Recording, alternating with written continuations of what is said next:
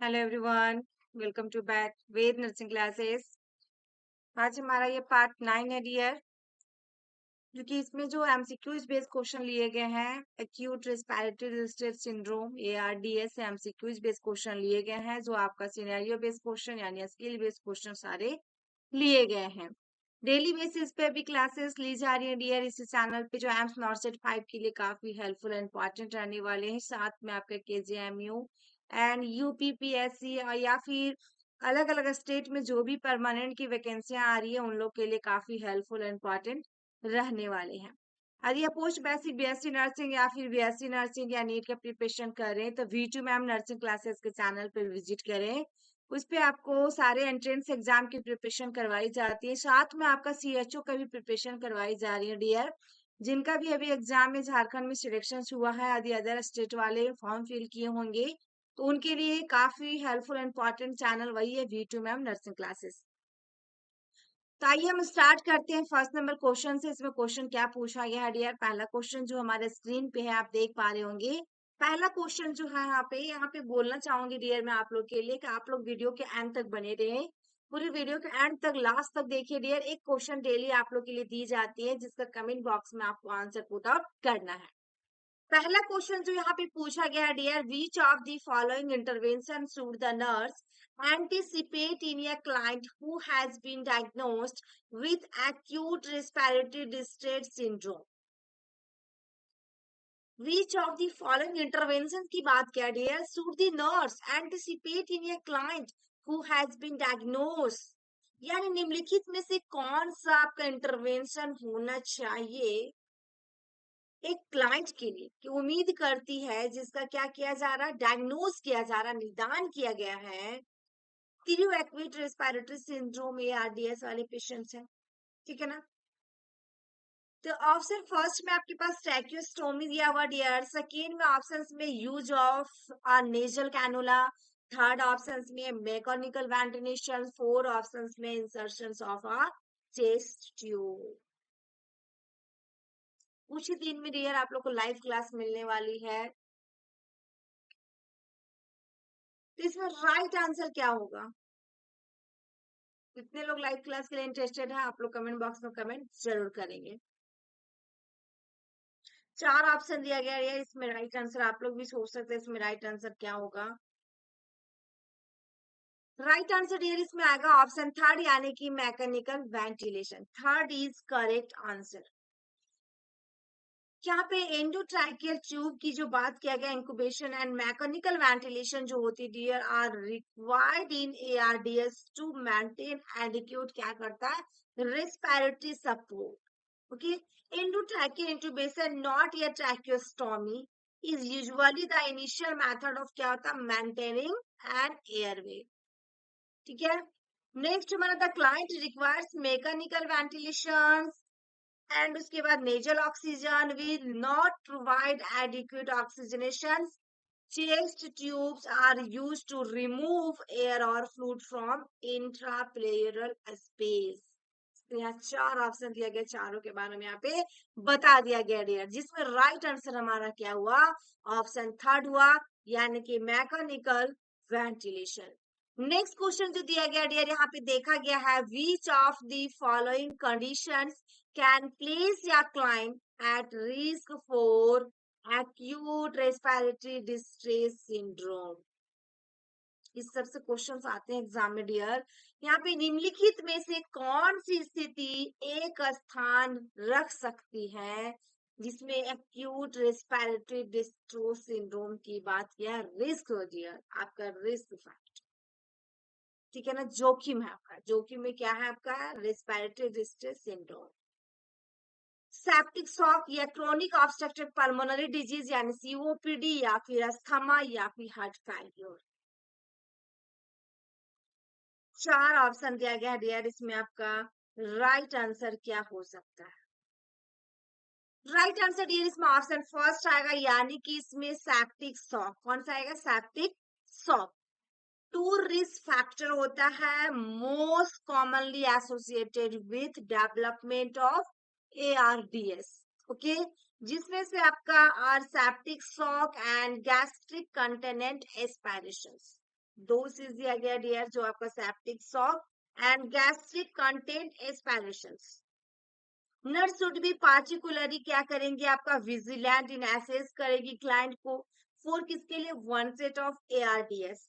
यदि client has experience direct lung trauma और symptomatic inflammatory response syndrome, तो which can be caused by क्या हो सकता है, एनी फिजियोलॉजिकल आपका insult that leads to wide spread inflammations. Next हमारा है क्रोनिक ऑब्स्ट्रक्टिव पल्मोनरी डिजीज यानी COPD है dear, and disease and asthma हो गया एंड हार्ट फेल्योर, जो 3 ऑप्शन दिया गया है, और नॉट डायरेक्ट, ये आपका ARDS को not direct causes of ARDS। ठीक है, तो यहाँ पे जो राइट आंसर होगा क्या होगा, सेप्टिक शॉक। नेक्स्ट क्वेश्चन जो दिया गया डियर, यहाँ पे देखा गया है which one of the following assessment is most appropriate for determining the correct placement of an endotracheal tube in a mechanically ventilated client. Which one of the following, निम्नलिखित में से कौन सा जो आपको असेसमेंट किया जा रहा है, सही प्लेसमेंट निर्धारित करने के लिए सबसे उपयुक्त जो होगा आपका एंडोट्रैकियल ट्यूब, जो बात किया गया निर्माण जो होगा आपका मैकेनिकली क्या, वेंटिलेटेड क्लाइंट। वेंटिलेटेड मतलब हवादार, यहाँ पे क्लाइंट बोला गया था, हवादार आपका ग्राहक जो होंगे, इसमें एंडोट्रैकियल ट्यूब की बात किया जा रहा है। ऑप्शन सी में assess the client's skin colour, B में है सेकेंड में monitoring the respiratory rate, third में वेरीफाइंग द अमाउंट ऑफ देखिएगा कफ इन्फ्लेमेशंस, एंड फोर्थ में है auscultating breaths on bilateral. 4 option दिया गया है डियर, इसमें राइट आंसर आपका क्या होगा, इसमें राइट आंसर जो होगी ऑप्शन 4 होगी, यानी कि auscultate breaths on bilateral. One of the following assessment पूछा था डियर, जो मोस्ट एप्रोप्रिएट होगा किसके लिए, determining the correct placement of an endotracheal tube in a mechanically ventilated client, तो ऑप्शन 4 इज करेक्ट आंसर। इसमें auscultation for bilateral breath sound जो होता है मोस्ट एप्रोप्रिएट मेथड होती है डिटरमाइन कफ प्लेसमेंट के लिए। ओके, द नर्स जो होगी should also look for symptomatically आपका risk and fall on the chest and should not the location of the exit mark on the tube. Assessment of the skin color, respiratory rate, and the amount of cough आपका inflammations cannot validate the placement of the endotracheal tube, इसलिए इसमें right answer जो वो option 4 आएगा। Next question देखिएगा dear, very very important question है, जो ये सारे क्वेश्चन एग्जाम में पूछे जाते हैं एबीजी से रिलेटेड, ठीक है ना, आर्टियल ब्लड गैस से क्वेश्चन आते हैं आपके एग्जाम में, इंपॉर्टेंट है डियर।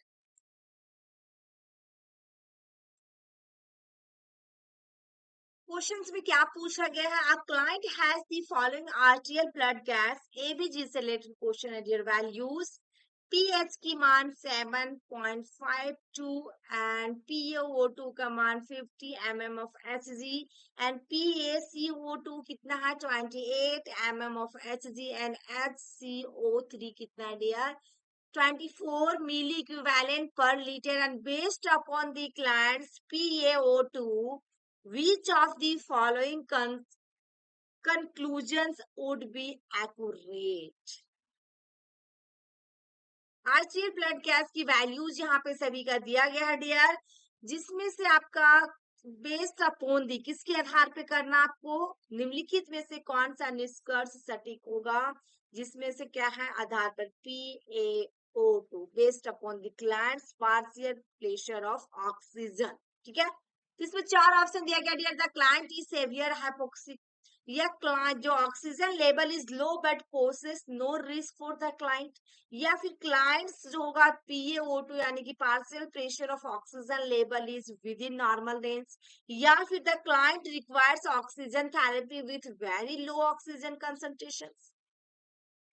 4 ऑप्शन दिया गया है डियर, इसकी पूरी नॉर्मल वैल्यूज के बारे में जानना चाहते हैं वीडियो पूरी, तो आपको इसी चैनल पे दिया गया है एबीजी एनालिसिस, आप सर्च करके वीडियो को देख सकते हैं। तो इसमें राइट आंसर क्या होगा डियर? इसमें ऑप्शन फर्स्ट आएगा, यानी कि इसमें क्लाइंट इज सेवियर हाइपोक्सिक। हमारा नॉर्मल वैल्यू PaO2 का जो पार्शियल प्रेशर ऑफ ऑक्सीजन का जो नॉर्मल वैल्यू होती है real level 80 to 100 millimetre of mercury mm of Hg होता है। जब हमारा PaO2 वैल्यू फॉल्स टू आपका गिर जाएगा 50 mm of Hg, nurse should भी क्या अलर्ट हो जाएगी। फोर साइंस ऑफ क्या हो सकता है? हाइपोक्सिया, यानी कि लैक ऑफ ऑक्सीजन, ठीक है। एंड इमिनेंट रेस्पिरेटरी फेल्योर भी हो सकता है। An oxygen level this low poses a severe risk for respiratory failure. So the PaO2 is not within normal range. The client will require क्या होगा? Oxygenation at a concentration that maintain the PaO2 at 55 to 60 mm of Hg or more. इसलिए इसमें यहाँ पे 50 दिया हुआ था dear. इससे राइट आंसर जो वहां का हमारा कि सीवियरली क्या होगा? Hypoxic. Option first is correct answer. Next question देखिएगा डियर, यहाँ पे जो दिया गया है इसी से क्वेश्चन रिलेटेड दिया गया एबीजी से आपका। A client has the following आर्टियल blood gas values, pH की वैल्यू 7.52 एंड आपका PaO2 का वैल्यू 50 एंड PaCO2 का value 28 mm of Hg, HCO3 का 24 मिली इक्विवेलेंट पर litre. The nurse determines that which of the following is a possible causes for these findings. क्या निर्धारित करती है नर्स की कौन सा निम्नलिखित में से निष्कर्षों का एक संभावित कारण हो सकता है? तो chronic obstructive pulmonary disease COPD, या diabetic ketoacidosis with Kussmaul's respiration, या फिर मायोकार्डियल इंफ्रॉक्शन, या फिर पल्मोनरी एम्बोलस। चार ऑप्शन दिया गया डियर, इसमें आपका राइट आंसर क्या होगा? इसमें आपका राइट आंसर 4 होगा डियर, यानी कि option 4 is correct answer, pulmonary embolus, ठीक है। तो option 4 is correct answer. PaCO2 का 28 mm of Hg, PaO2 50, okay. PH का वैल्यू 7.52 दिया गया। तो यहाँ पे देखा गया है कि PaCO2 of 28 mm of Hg and PaO2 of 50 mm of Hg are both क्या है? दोनों का दोनों अब नॉर्मल है dear, okay. The PaO2 of 50 mm of Hg जो सिग्निफिकेंट करेगा acute respiratory failure। इन इवैल्यूएट करना होगा आपको dear possible causes of this disorder. The nurse should consider क्या करेंगी?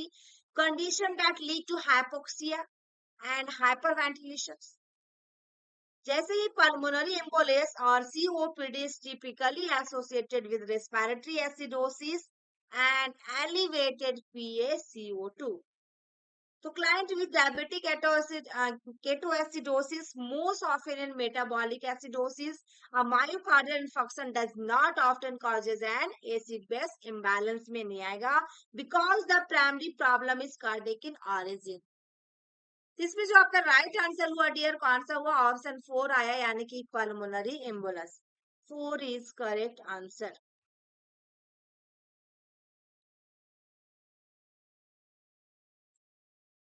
नेक्स्ट क्वेश्चन जो दिया गया डियर यहाँ पे, विच of the following nursing intervention would promote effective airway clearance in a client with acute respiratory distress,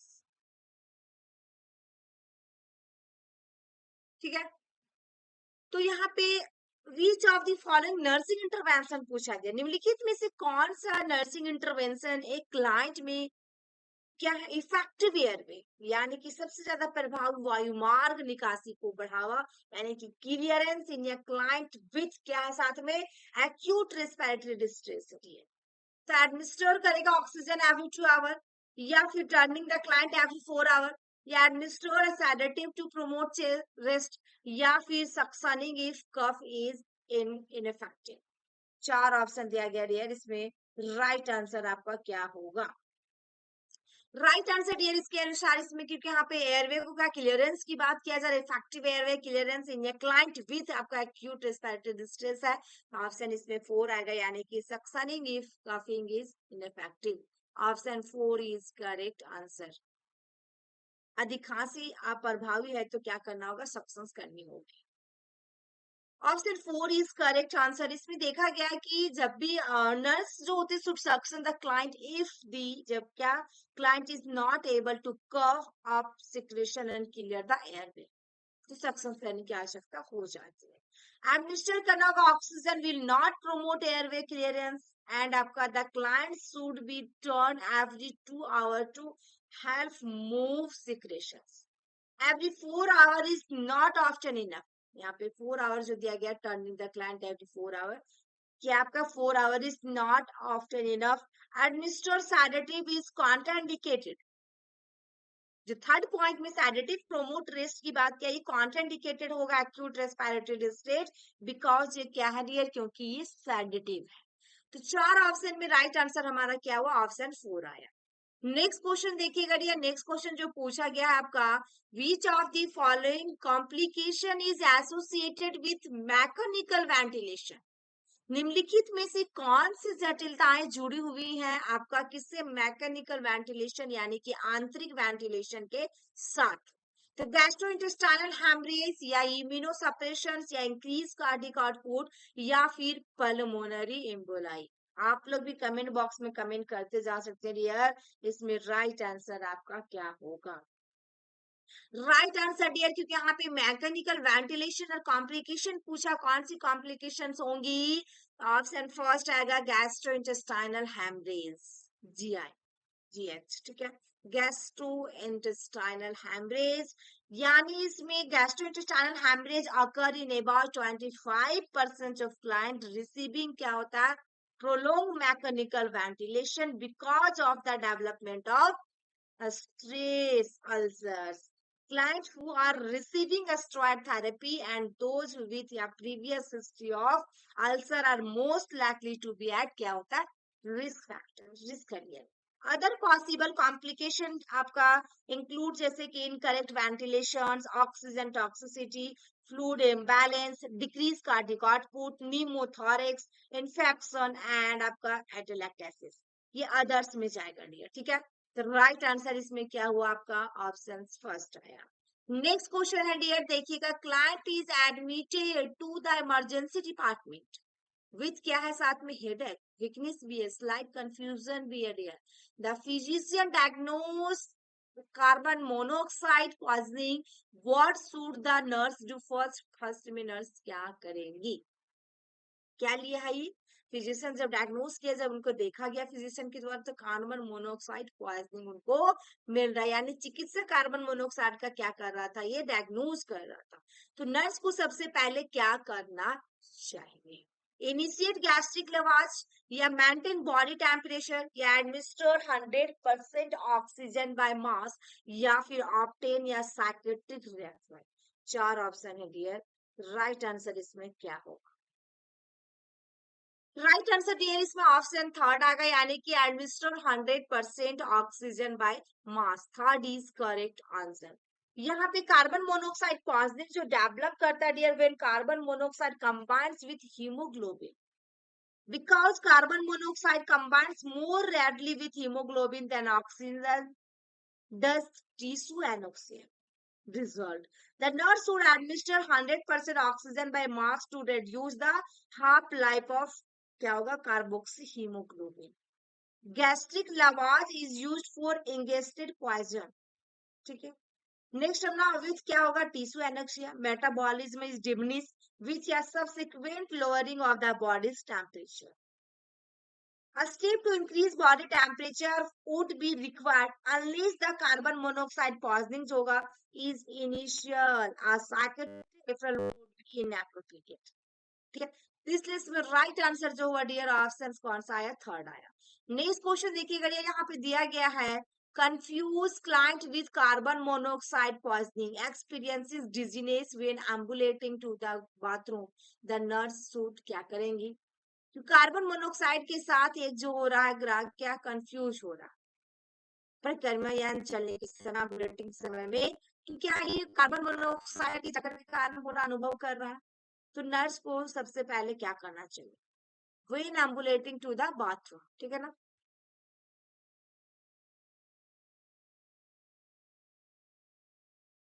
Put all four side rails up on the bed. या ask the enlisted personnel to place restraints on the client's upper extremities.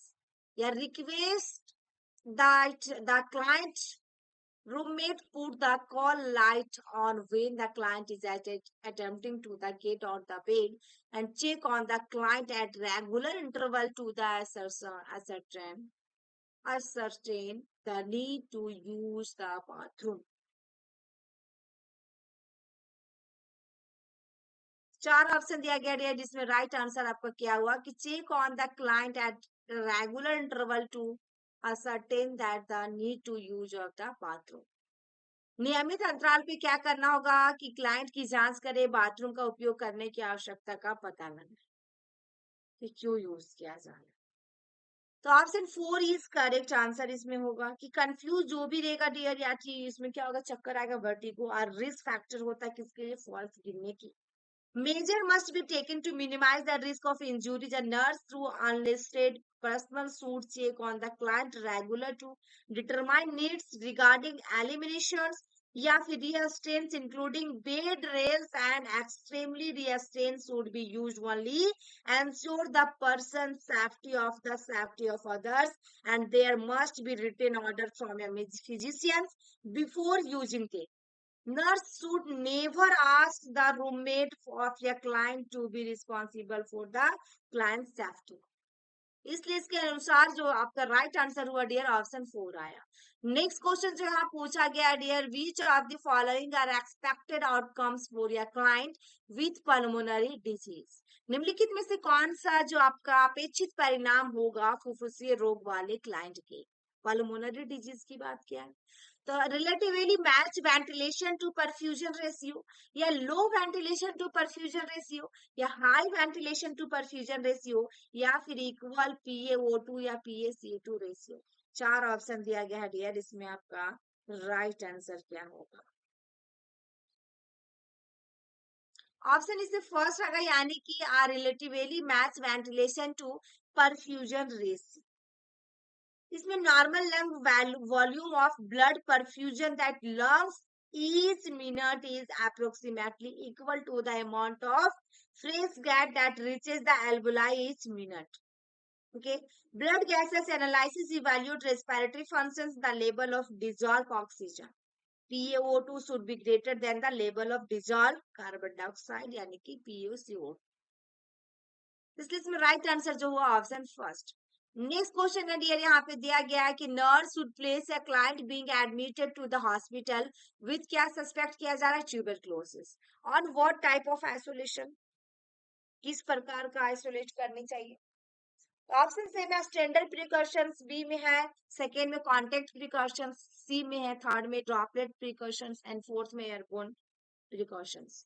चार option दिया गया dear क्योंकि एक question very very important है आपको सभी को मालूम होना चाहिए इसका आंसर ट्यूबरक्लोसिस से यानी कि एयरबोर्न ही आएगा precautions. Option 4 is correct answer. इसमें राइट आंसर आपका ऑप्शन 4। हमारा एयरबोर्न प्रिकॉशंस किसको प्रिवेंट करता है ट्रांसमिशन ऑफ इंफेक्शन एजेंट जैसे कि remain infection over lung distance इसमें suspended in the airway example में माइकोबैक्टीरियम ट्यूबरक्लोसिस, मिजल्स हो गया, वैरिसिला वायरस हो गया एंड जिसको हम लोग चिकन पॉक्स बोलते हैं।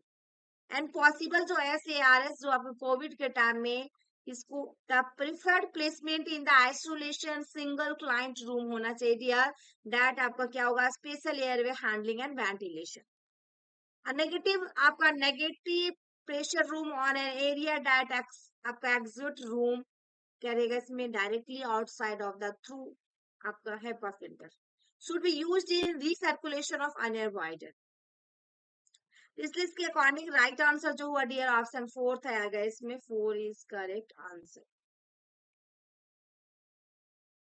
दिस रिस्क फॉर कॉन्टेक्ट जो होता है ट्रांसमिशन जो होगा ड्रॉपलेट प्रिकॉशन से are intended to prevent transmission of pathogens spread through जैसे क्लोज रेस्पिरेटरी और mucus membrane. Contact with respiratory secretion because the pathogen of not remain infection overload distant in healthcare facility as special and handling। इसमें ventilation are not required to prevent droplet infection में कोई भी ventilation की आवश्यकता नहीं होती है। Standard जो प्रिकॉशंस दिया गया जी, स्टैंडर्ड प्रिकॉशंस के अंदर में जैसे हैंड हाइजीनिंग हो गया, आपका use of gloves, mask, gown, eye protection और face light, depending on the किसके ऊपर पड़ता है, anticipated exposure and safe infections भी ये होता है प्रैक्टिस, ठीक है ना। कॉन्टेक्ट प्रिकॉशन जो आपका दिया गया सेकेंड में, ये क्या होती है, are for clients with known or suspected infection और एविडेंस ऑफ सिंड्रोम दैट आपका represent in increase risk for contact transmission. तो ये 4 पॉइंट हो रही है, जिसमें राइट आंसर आपका हुआ एयरबोर्न प्रिकॉशंस इसके अकॉर्डिंग। नेक्स्ट क्वेश्चन है डियर हमारा, एंड ये आपका लास्ट क्वेश्चन है, जिसका कमेंट बॉक्स में आपको आंसर को कमेंट करना है। Which of the following individual should the nurse consider to have the highest priority for receiving seasonal influenza vaccinations? निम्नलिखित में से कौन सा व्यक्ति होना चाहिए कि नर्स को सर्वोच्च प्राथमिकता माना जाता है कि मौसमी इन्फ्लुएंजा टीकाकरण प्राप्त करना है, receiving seasonal influenza vaccination? The 60-year-old man with a hiatal hernia, या 36 years old woman with 3 children, या 50 years old woman caring for a spouse with cancer, या 60 years old woman with osteoarthritis? 4 option दिया गया dear. इसमें आपका सबसे पहला receive कर रही है क्या, सीजनल इन्फ्लुएंजा वैक्सीनेशन दिया गया है, and consider to have a highest priority, कौन सा होगा पहला? तो राइट आंसर आप लोग को पुट करना dear, very very important question है। आई होप कि मेरी वीडियो आप लोग को अच्छी लगी हो तो लाइक कीजिएगा डियर, शेयर कर दीजिएगा अपने फ्रेंड सर्कल में, एंड चैनल को सब्सक्राइब नहीं किए होंगे अभी तक तो चैनल सब्सक्राइब कर ले, एंड कमेंट बॉक्स में प्यारा सा कमेंट जरूर करें। Thank you for watching my video, फिर मिलते हैं नेक्स्ट वीडियो में।